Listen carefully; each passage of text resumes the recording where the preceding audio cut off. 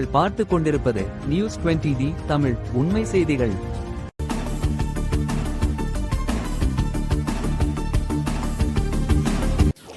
News 20D Tamil சேனலின் வரும் 2026 சட்டமன்ற தேர்தலில் ஆட்சி மாற்றத்தை ஏற்படுத்துமா?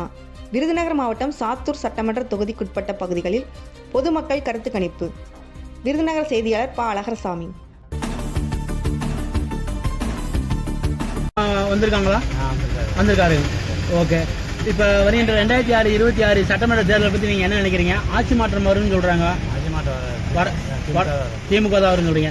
எப்படி அவ்வளோ உறுதியாக சொல்கிறீங்க? மக்கள் செய்கிறாரு. ஓ, அதனால். ஓகே. இப்போ உங்களுடைய பகுதி எது? உங்களுடைய கிராமம் எது? தாய்பட்டி. நிறைவேறாத ஏதாவது கோரிக்கை எது இருக்குங்களா? எல்லாம் நிறைவேறுது. ஓகே, நன்றி. ரெடியாங்க. வணக்கம் சார், உங்களுடைய பேர்? என்னோட பேர் சுரேந்தர். உங்களுடைய சட்டமன்ற தொகுதி எது? சாத்தூர் சட்டமன்ற தொகுதி எம்எல்ஏ யாருன்னு தெரியுமா?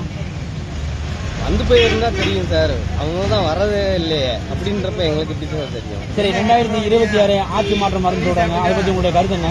இல்லை சார், மாற்றங்கள் ஒன்று மட்டும்தான் மாறாதுன்னு சொல்லிட்டு ஏற்கனவே ஐயா எம்ஜிஆர் சொன்னது தான் நாங்களும் சொல்லுவோம். அப்படின்றப்ப ஒன்றும் பிரச்சனையே கிடையாது. மாற்றம் மட்டும்தான் மாறாது.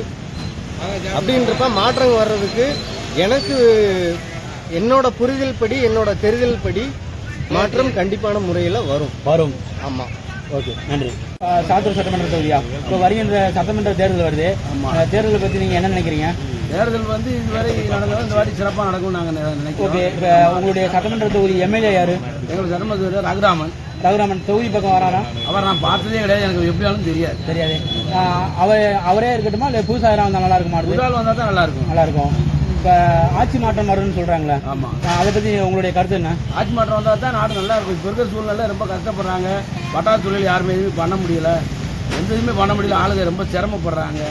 ஒரு பயிராவது வச்சுனாலும் சரி, யாரும் காவல் காத்தாமல் காத்துக்கிட்டே அலைகிறாங்க. எதனால் அப்படி? எதனால ஆட்சியாளர்கள் வந்து சரியான ஒரு அணுகுமுறை செயல்படாத காரணத்தினால தான். ஓகே. உங்களுடைய பகுதி எது? உங்களுடைய கிராம பகுதி எது? எங்கள் பகுதி வந்து விஜயரங்கபுரம் பஞ்சாயத்து. நிறைவேறாத ஏதாவது இது கோரிக்கை எது இருக்குங்களா உங்களுடைய பகுதியில்? எங்கள் பகுதியில் வந்து சரியாக தண்ணி வந்து நல்லா கிடைக்கும், ஓரளவுக்கு பரலாம் கிடைக்கும். வார்கால் வசதிகள் வந்து செய்யலை. வார்கால் வசதி செய்ய தரல. ஓகே, நன்றி. வேற ஏதாவது புதுசாக இருந்தால் நல்லா இருக்கும். புதிய எம்எல்ஏ தான் வரணும். புதிய எம்எல்ஏ தான் வரணும்.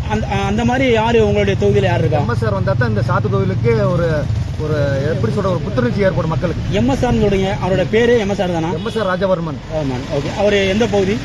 அவர் சாத்தூர் தான். சாத்தூர் பகுதி. அவர் ஏற்கனவே எந்த இடைத்தேர்தல் ஜெயிச்சிருக்காரு. ஓகே. எவ்வளோ வித்தியாசம் தெரியுமா? ஓட்டு வித்தியாசம்?